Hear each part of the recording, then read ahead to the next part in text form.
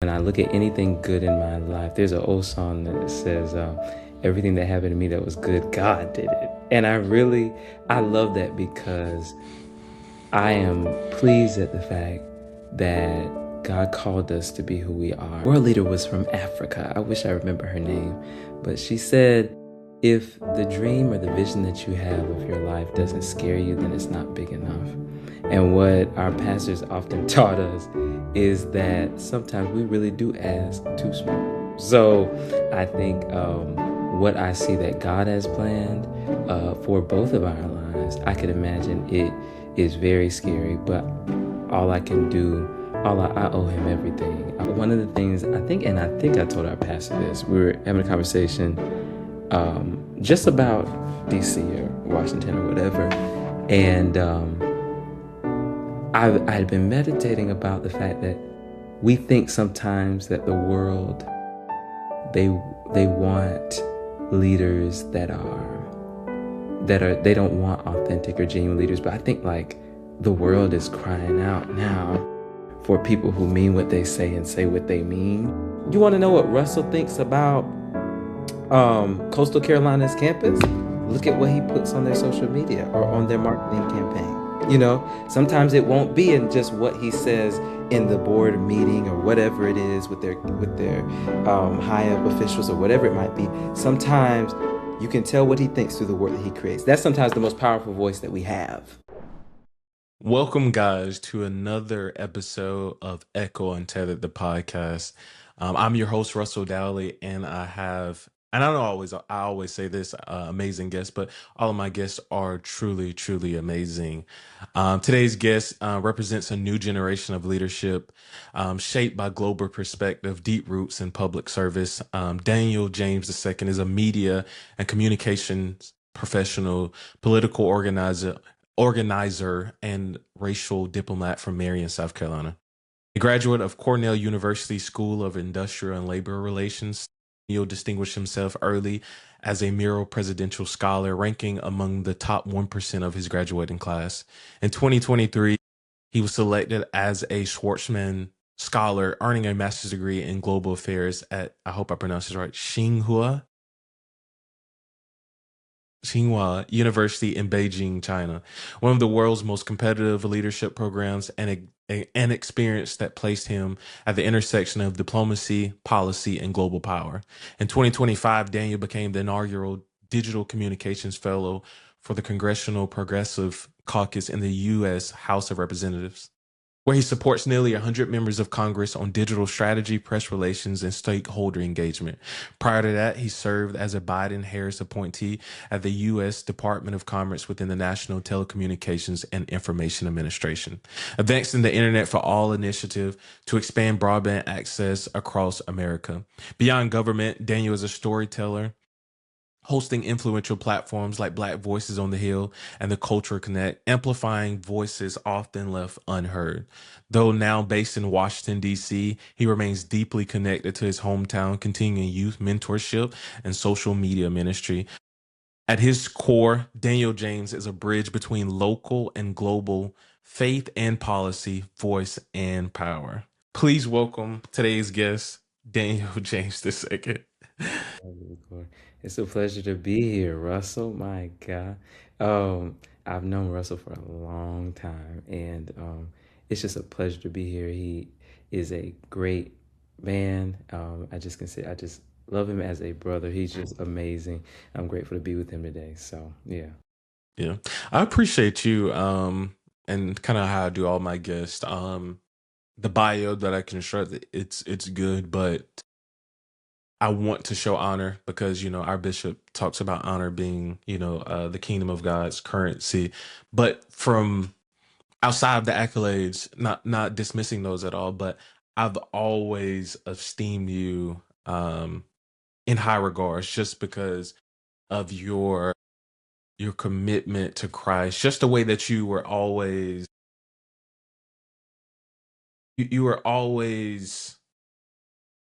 displaying it at such a high altitude.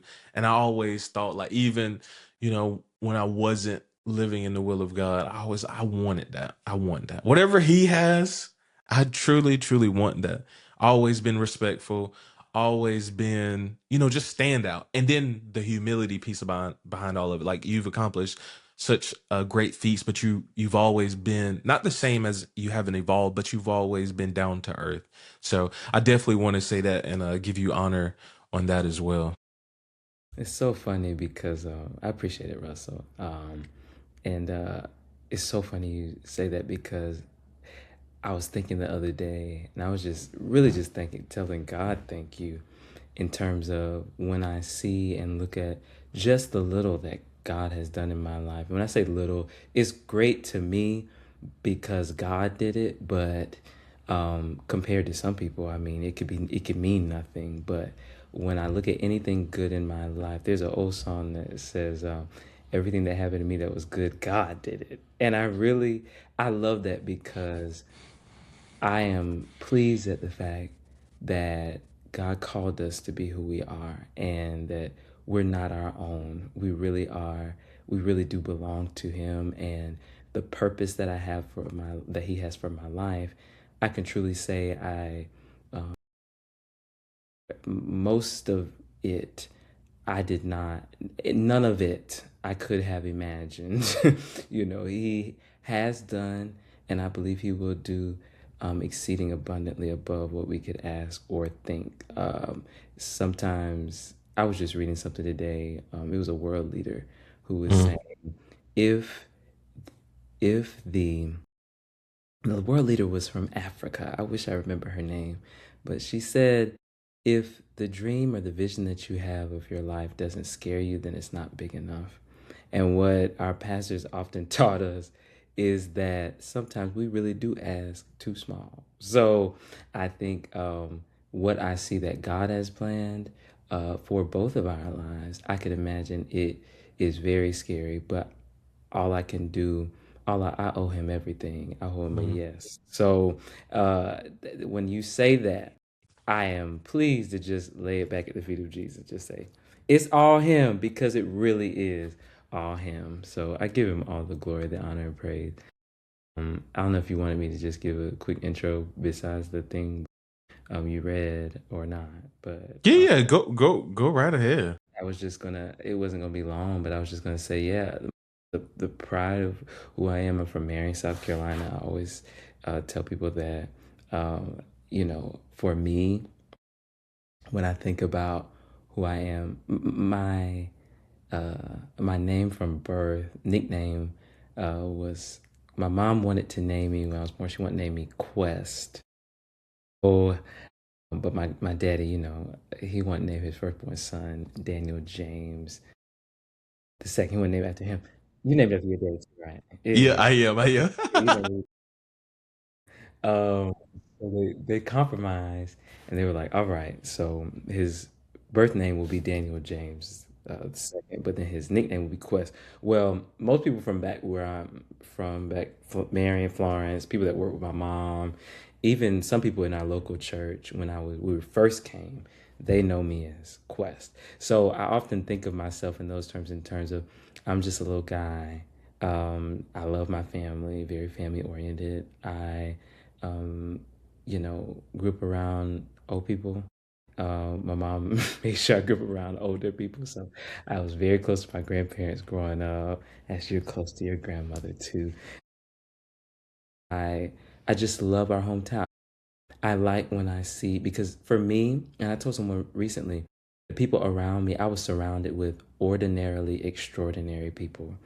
Wow. They were like you were saying, I don't know how to be anything else other than, hey, no matter what God does through your life, stay humble. No, it's not you. No, it's God. Mm, You owe him a yes. So don't do too much.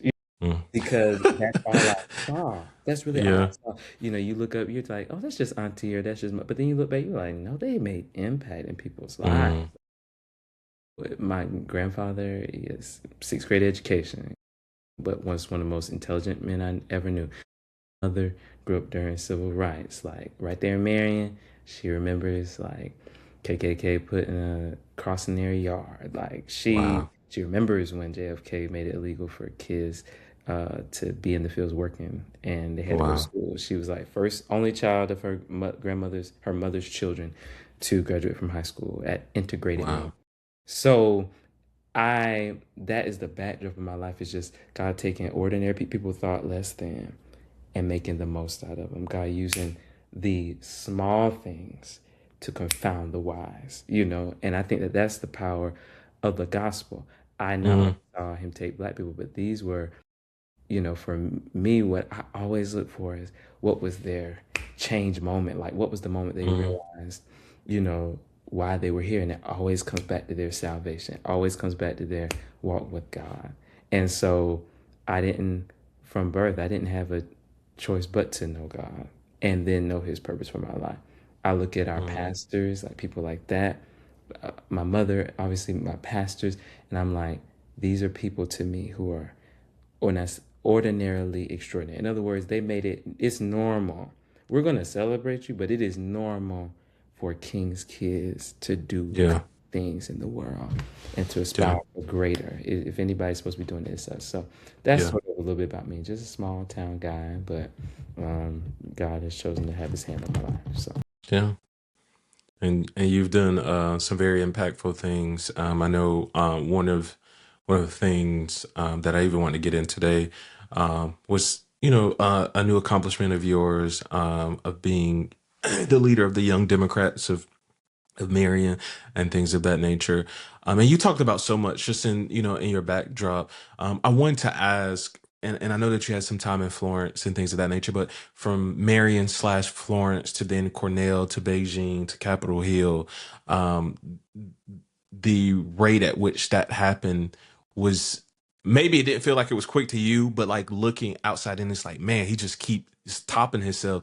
I want to ask, what part of your hometown self have you fought the hardest to protect as your life has continued to go higher and higher and to evolve? that's an excellent question, Russell. I love a good question. I'll be honest. I want to ask me, Helen, you can ask me a good. I'm like, ah, I think it's such a good question because when I was applying for Schwartzman, I had a mock interview, and it was with my god sister Dea, and she asked me like, what makes being from a small town, like what makes a small town person like a good leader? And I remember, but I think the hardest part, and so that it connects because I'm going to give an answer that goes to how I answered then, which was like, I think in a small town you have the opportunity to create real relationships with people. Mm, And sometimes when you get into these bigger circles, mm, I was at an event day before yesterday.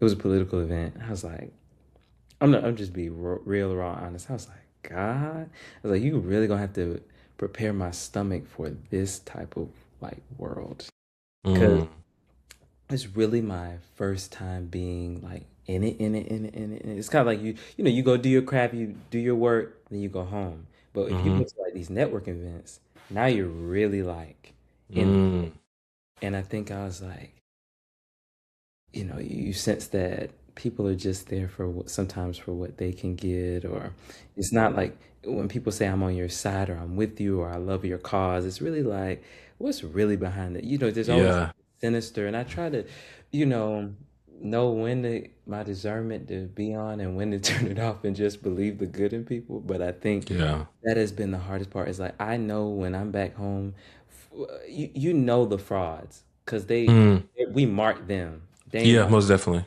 they ain't about nothing. Yeah, But yeah, like for the most part, when somebody says I love you, they mean it. When people say I will show up for you, they say like they mean they'll show up for you. You know what I'm saying? Unless you just a fraud or whatever it is. Like I just feel like there's a genuineness in the relationship when somebody comes and you're like, how do you know them? It's like, oh, we go way back. They they were there when I was born. That type of thing. But here it's like you have to, how do I cultivate authentic relationships in a space that has been corrupted to be superficial in a lot of ways? So you have to use discernment. One thing that I've learned this year, and we talked about this on Real Talk not too long ago. Um, but there's a passage of scripture that talks about love. It's in 1 Corinthians 13, and it talks about love believeth all things. And when you look that up, one of the Mm, things that it literally says is, you would think love believeth all things, like maybe the love of God in you, it believes what God says. But no, it literally means believe. Love believes in the goodness of men. mm, I was like, what? And essentially, what it's saying is like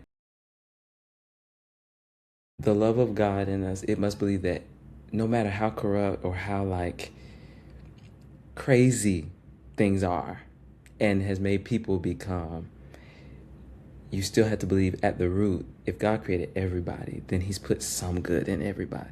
And that when it comes down to it, when the what's the statement, when the rubber hits the road or whatever it is, mm, mm, that goodness, if you believe in it, it will come out mm, underneath all the superficiality, all of that. So I've had to know the difference this year between like skepticism and discernment, mm. and not being so over skeptical that I can't, and if you have a pure heart, and if you're in things for the right reason, then God won't allow you to be harmed, Yeah, beyond that which could be a good lesson. So that's yeah, something I've had to preserve, is like learning how to still cultivate good relationships, even in a world that's really not about that. yeah.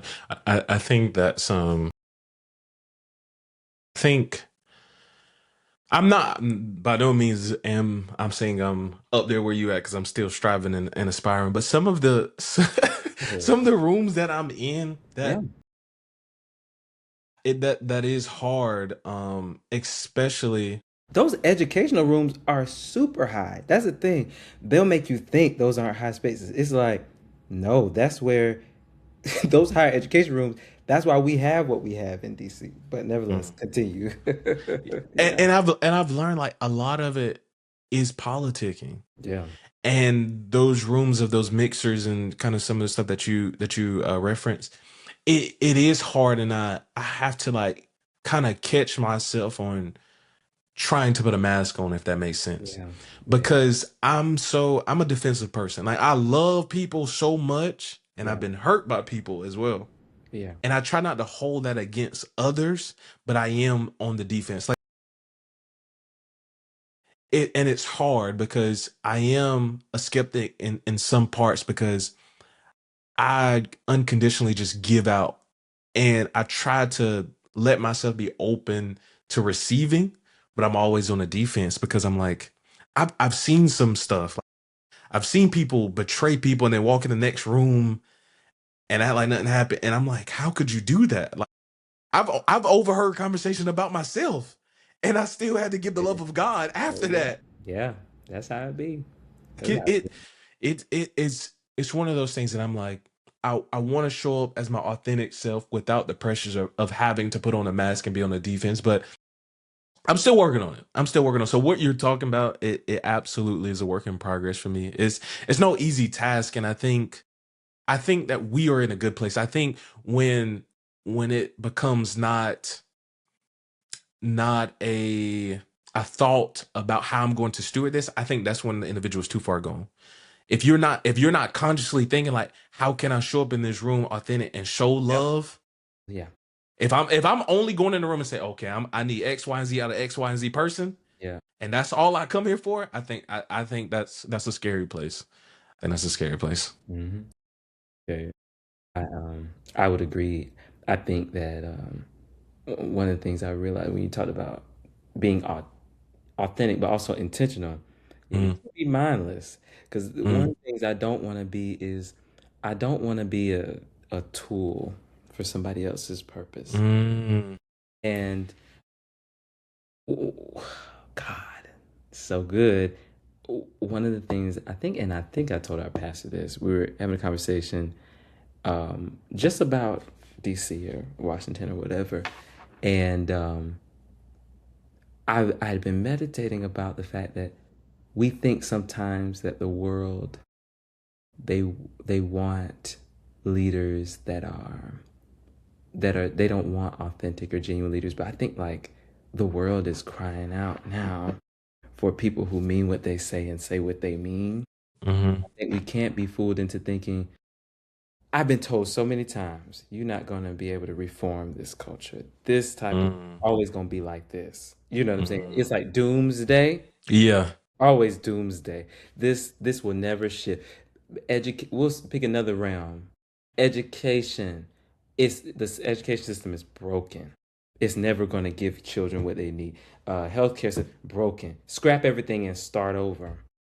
But reformation and redemption is real. Mm-hmm. And I believe it's real because I know the gospel is Most, real. most definitely. So I believe the world, when we believe that the world wants what God's put in us, I think that's when and believe it, not just me and you individually, but as a whole, men Mm-hmm. and women, and frankly, young men and women of God. I think then we'll have a little bit more boldness. But I've chosen to believe, going back to that thing you were talking about, how do you step in with the love of God after you just saw him be shady back here?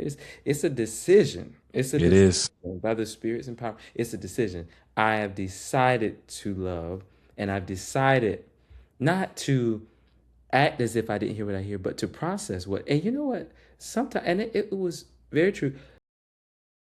Times you don't realize what people's perception of you is. You can take out what's true, um, and use it for good. You know what? I didn't realize this was what I was giving off sometimes. The untrue part, we can discard that. I heard Mm-hmm. somebody say, or person say it, and it's very true. You don't have to wear a lie. But the part that maybe does have some hint of truth, deal and grapple with that. Well, how can I show up better? And that's helped me. But then Mm-hmm. also, when you have that the proper perspective, it depends on how you. It's about how you see everything. When you realize that what they've said or maybe what's done is out of a deep place of one, like this person doesn't know how to exist any other way. They haven't been taught. You were raised to be who you are, authentic, genuine, but some people were raised to be phony. Like that was their rearing. So you have to understand, and when you do that, you actually grieve for the person. You actually like your heart will cry out. Like you'll realize even the more why we need to have conversations like this, and there needs to be a new generation of shaping leaders. So Yeah. yeah, That's good. Going back to the power piece of those rooms, you exist within a world where proximity and power can quietly reshape motives. What is one of the values that I know it's Christ. I know it's yeah, Christ, but I yeah. want to hear Yeah. outside of Christ, what is one of the values that you refuse to compromise, even if protecting it means you're slower in your place of becoming president? Because I do believe that you'll become president one day. Be the glory. You know, um,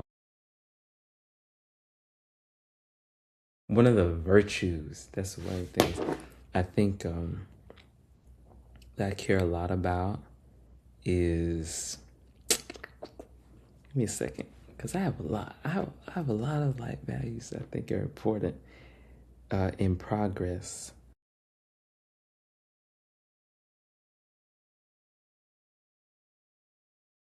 One thing that I have learned that's very important, and Mhm. if you don't correct it, it can be a slippery slope. I think that I'm gonna name two because it's too good. I think one is like, uh, Lord, it was just on the tip of my tongue, and I forgot it just like that. The first one was gonna be, the second one was gonna be patience. Okay. The first one, and I was gonna give more insight into that. But the first one, oh, honesty, honesty, not being deceptive. Okay. You have to realize the power in your words. I think Mm. My God. going into this communications realm for Hmm. I've been in this realm for now like 5 years. Communicating. I didn't know that this was the path that God was going to take me. I'm gonna be honest. My mom's literally a journalist, communicator. I'm talking about like she started out as a reporter. She's been a comms director for more than a decade of my life. So I don't know how I thought I was going to do anything else other than in the comms realm. I feel like that's just my inheritance, but I think the lesson I've learned, and I feel like if I talked to her about this, she would agree, is that when you're a good communicator, when you got that gift of gab, when you can run your mouth, you know what I'm saying? you can say things so fast and be like, oh, that's not what I meant to say, or what I Mm, should have said was. hmm. And we talked about this too before. Yeah, I mean Bishop even referenced it. He I forgot where it was a story in the Bible. I can't remember where it was from, but basic. No, was it in the Bible? Or maybe it was just a story. But Huh? he gave way to saying even down to his face expressions, because you don't know how an individual may take the words or your actions towards someone. Let me tell you. Let me tell you. Everything is a class, and I think all of these things have been classes. And I'm gonna tell you, God is so intentional about your development, Russell. Just pay attention sometime. Like I know you do, but like pay attention for real, for real. Like be like, wow, God set up these events for me to learn this. Go deeper into that. Go I deeper into I that. am. I am. The uh, the part about learning how to steward what you say, again, death and life are in the power of the tongue. Yes. They that love it shall eat the fruit thereof. Yes. Your words literally have power. Again, Hmm. um, God's words in your mouth works like God's words in his mouth. I mean, that's Yeah. true. Our pastor says that all the time. Hmm. And one of the things I realize is even how easy it is to deceive or be deceptive. Hmm. I kept wondering, like, God, why are you making like, even if I say like, um, I was in the store for 2 hours and then I realized it was an hour and a half. Text that person back and say it was an hour and a half. Why? Why does it matter? Why does the Hmm. precision matter? He's like, that's a slippery slope. You exaggerate this, you'll exaggerate things that see, now I'm speaking future. You'll exaggerate things your constituent said when you testifying in a hearing. If you do this, you'll exaggerate numbers. Yeah. If you conflate this, you'll conflate the text of scripture when you minister in Wow. the word. You know what I'm saying? Or you'll misinterpret and lead somebody astray. Whatever Mhm. it is. Same thing with your children. Um you lie to them about one little thing, they'll wake up at 20 and their whole life that they found, the thing they founded their life on, is a lie.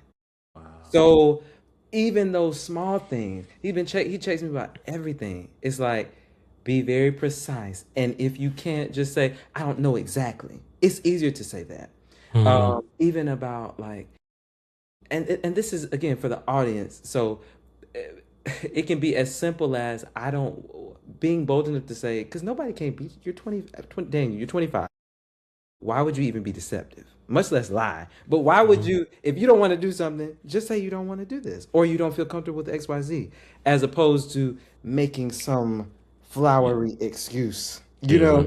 Eh, eh, all of those things are about to say, and the reason is because your call is to be a communicator. Your call, Russell, is to be a communicator as well. And that's a powerful weapon. Hmm. When you can public speak, when you can have a gift of gab, God knows, God anoints you to speak, etc. You can shift the whole audience's lives with your words. You can shift a whole group of people, a whole culture with your words. You have to be very careful about your words. People's hearts can become soft, or their hearts can become hardened based on what you say. Wow. So you have to make sure that, one, that words are accurate, how you say what you say. Again, can't have Jack on my face. Nothing. So had to work on that too. And I'll never forget. Oh, this is the point I was going to. This is what I was Okay. going to. I'll never forget my last supervisor, and she's great. I love her so much. So this was great. I was working in Department of Commerce, again, Biden Harris administration. We're coming towards the end. I was about to go on Capitol Hill, and she said to me, we were at dinner or lunch, and she's like, all right. She's like, Daniel, if I could just offer one piece of, advice. And I said, yes, please. And she said, hey, sometimes you'll realize how much, well, she says, essentially, she gets to the end of her statement. She's like, you have to be careful about, you know, how you use your face and what you say, and that you can't be easily read, and all these other things, that when something crazy is said, that your reaction, everybody's not able to read what you think based off what you respond. She didn't she didn't say it in a way like you need to. She was just stating it, generally. And I was like, you don't think I hide things well on my face? And she was like, Daniel, when we're in a meeting and something's crazy is said, I can tell everything you think.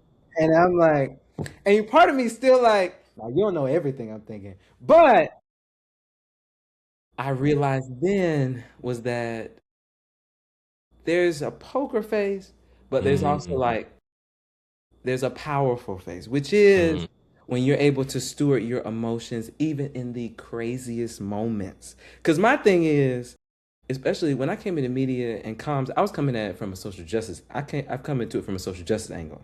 mm. Listen, I love everybody, patient as I want to, as God is trying to make me to be. However, I don't do foolishness.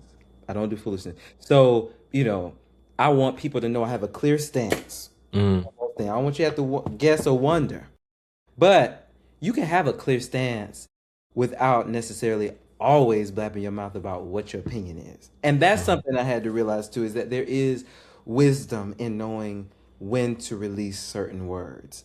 And I've Yes. learned that in watching, I've learned more than I've gained sometimes by just listening and observing than I have by saying. Again, we've said this before. You may have heard me say this before. Your God will give you a platform to speak your mind.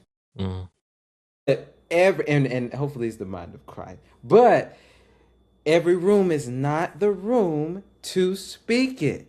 You mhm. have to know what rooms are for you to listen. And most of the rooms I'm in now are for me to, believe it or not, are for me to listen, observe, and to gain and to grasp. And at moments, of course, I will speak. And one of the things I found out is that my most powerful portal or vessel of using my voice is by using my gift, which is the messaging items I have to do, the comms mess. You can tell what I think based on the work I do.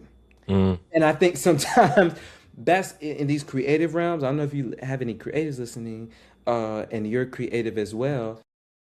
You want to know what Russell thinks about Coastal Carolina's campus? Look at what he puts on their social media or on their marketing campaign.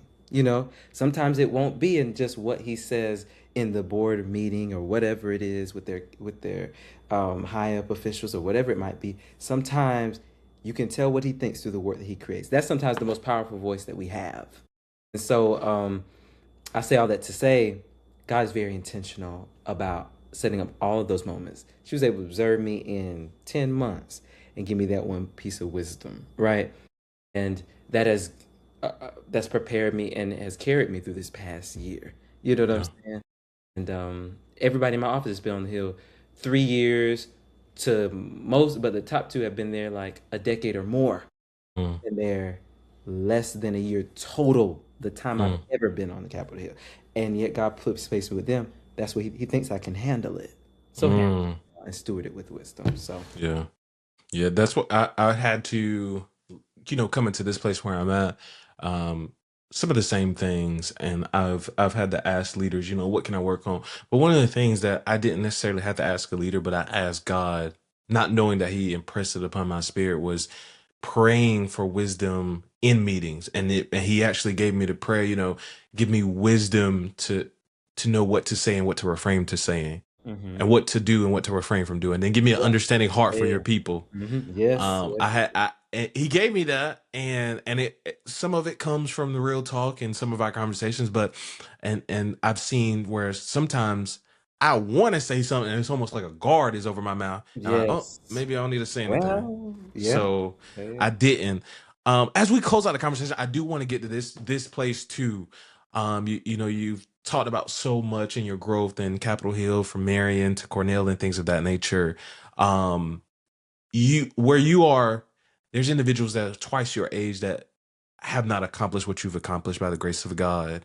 um I want to ask, who are you becoming when no one is watching, and is that person aligned with the man of God, the man you believe God is shaping?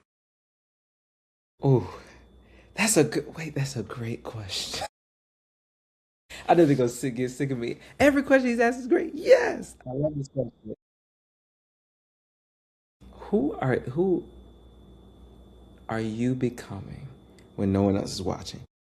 I think that it's a great question because one of the parts of leadership I love and topics of leadership I love, and maybe because I'm in that part myself right now, which is um, it's the process. We're Mm. in the journey, and I would say, Russell, because I plan on living a long time. So, um, I was getting a workout, a run in right before we got on here. That's why I was a few minutes late because, oh no, you ain't gonna catch me slipping. I'm gonna steward this one life I have well to the best of my ability. And the reason and so we're really just getting started. And so before God gives you your main ministry or your main service, I've been feeling like, as good as it is, you have not begun the portion of your greater service that you're supposed Mm. to have. And so all of the things about your character and about like, I think that that's one thing is God's doing a lot of character building in me. And so, and not just, and character at 10 years old, okay, that's fine. Character at 15, you talking about me being respectful, fine. 15, 20 is fine. You're 25 now. What is God requiring of you now? Mm. For this next 5 years or the next, Yeah. and I have to know what He's requiring me now. And so, character building, you've been patient, but you need more patience. Mm. You had wisdom, you need even more wisdom. Yeah. You've had understanding, get even more understanding. Yeah. You've had, oh God, you've been faithful, but there's a greater level of faithfulness that God is requiring. You've heard God before, but there's a greater level of hearing you need now. And not just you've been obedient Mm. before, but there's a greater level of obedience that's required now to see what God's promised. You've only seen a glimpse Yeah. of what God's promised in your life. So what He's making me now is He's teaching me a couple of things. He's teaching me to be patient in this process, to learn and to be like a sponge, soak up as much as I can from everyone. Be willing to do any and everything. I was having a conversation with my young lady, and I'll never forget. I was telling her it was about a job or something she was on, and I was able to tell her because I was going through the same thing. Was like, listen, baby, and she is par excellence in everything she does. But Amen. we all go through those seasons where we feel like we just want to be like, you know what, I don't feel like doing none of that. And I told her, I said, listen, I was like, you can't grow continuing to tell them what you ain't gonna do. Or Mm. even saying it within yourself, even if you don't say it to them, saying yourself what you're not gonna do. No, always be reminded that if God has allowed you to be there, He could have put anybody else there. You know what I'm saying? But you're there and they think highly of you because you are leading. That can be frustrating sometimes. You're like, what in the world do you see in me? Why are you pulling on me for? And it's like they see a leader in you and they see God in you. They see the light of Christ in you. Know what? They see the light. So that's why they're following you. And so that's something I've realized too, is be willing to do everything. Mm. But most importantly, Russell, God is teaching me more than ever. He's making me into a man that relies on His voice more. And for me, that comes through prayer. Just being even the more prayerful, like, and consulting God about every single decision I make in my life. Like, that is what He wants, to be involved in everything.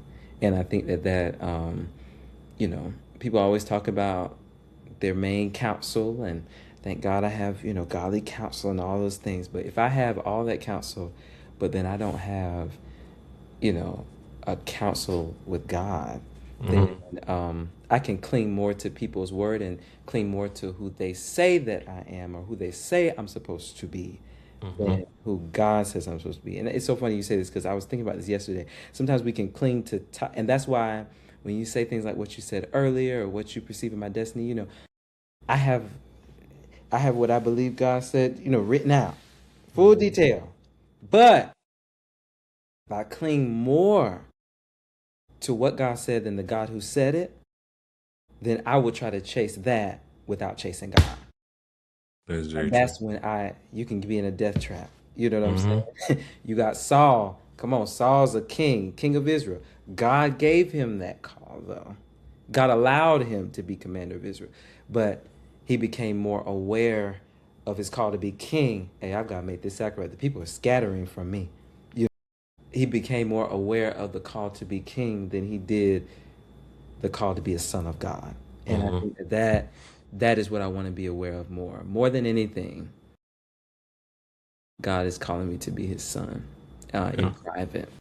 That's Yeah. that's good. I recently reflected on, even when God says he's going to do a thing, how our imagination could Yeah. paint that out. Mm-hmm. And although he said it, he's able to do exceedingly abundantly above all that we ask or think. So if my imagination thinks this, it's not to say that God lied by any means, but I thought that was my Yeah, imagination. yeah, yeah. But what he pictured, it could be something else. And if I hold so tightly onto that imagination that I created, Yeah. I'll miss out on Yeah. whatever the thing that God will give me. Mm-hmm. It's true. It's true. So I Yeah. had to be very cautious even about that, because there's some things, and we can get ahead of ourselves and try to paint picture. Oh, it's gonna look like this. It's gonna look like this already. You got to pick this picked out, and it's just like hold loosely to it. Like Yeah, yeah. it's not about what Russell imagines this thing to be, Yeah. but it's just watching and waiting for God to do what He already said He's going to do. Yeah. I believe that. I just, if I can say this, as many as are led by the Spirit of God, they're the sons of God. I think the greatest thing, sometimes you write those things down. Okay, I think, I think God loves that. I think he honors that when he sees Hmm. you're willing to write down what he said. Okay, fine. And then you close that note. All right, you're going to keep following. That's what you said. I'm going to keep following your lead. I think that honors God even even more. So, Yeah, yeah. yeah. Well, this has been, I believe, an edifying conversation. My hopes is for some individual that may look like us, or individuals that may not look like us, to be one, to be encouraged to follow after Christ, or even to dig deeper and to go further with Christ, and then for some non-believer to actually know him, and just to integrate that marketplace with ministry. Yeah. So I really enjoyed everything that you've said today. You've actually spoken to some situations that I'm facing, especially about the processing and the refinement, because sometimes I can get a little daunting. Like, man, like when can I have a little a little break? Like, Woo! Yeah. but like I said, I esteem you so highly. I can't wait to. I'm godly proud of you, and I can't wait to see the heights that God truly has for you. Because I'll be cheering you on along the way and saying, "I know him. I knew him. I know." So, May I say this? yeah, yeah, Russell, I can't even begin to communicate. Sometimes I feel like I have to rush through, like even today when we were opening, like rush through I wanted to, there's so much I wanted to say about you, but I know you were trying to get the podcast started. But when I look at your like life, like, because I've observed you for a long time, as much as you observe me, I've observed you too. And I just remember like all of us just being young kids in the ministry. And when I look at, I mean, first of all, I love your parents. I love them to death. They raised two amazing sons. I'm telling you, if I'm able, by the help of God, we shall raise young men that have become the young men that you all are. You and your little brother, you and JT. Oh man, like y'all are humble, respectful. You both love God, and you're both striving to fulfill God's will for your life. Like, that's, what more can you ask for? And specifically about you is, y'all, I can tell y'all, like, as far as Russell knows, Russell is really sold out for, like, he's really living for Christ. And I can see that through his life. I saw that turn around. Mm-hmm. You know, I saw those prayers that people have been, your grandmother and other people have been praying, just come like into focus. And all of a sudden, it's just like it's a new Russell. It's just a new Seriously. I, Seriously. and it's not because you haven't always been humble, always been respectful, but it's like now it's not you're not just like living based on what granny said or what mom and daddy said. It's like you're walking in it now. And I think great husband, great, and you're I mean humble, um just humble, but you're also like I admire your creativity too, your gift to our social media team and our ministry. You're just willing to do whatever your hands are set to do, no nonsense, no foolishness, all of that. You're just pure hearted, and I say that I respect your your change. Like I respect who you are as a man of God. I really do want to say that. So, and as my brother too, but in your own right, just who you are, and just continue to strive. God has amazing heights, amazing things, and we really are on this journey together as brothers. So I appreciate you. Yeah, man, I'm honored by those words. They mean a lot. Yes, sir. Yes, And sir. I'm your host, Russell Dowley, and my saying is visibility brings attention, systems turn attention into revenue. And this has been another episode of Echo Untethered, the podcast. Thank you. Yes, sir. My name is Russell Dowley, and I'm your host here at Echo Untethered, the podcast. And if you enjoy this episode, please hit that subscribe and follow us wherever the Echo Mark Network is: Twitter, Instagram, even our Facebook pages. And I look forward to seeing you on the next one. Thank you, and God bless.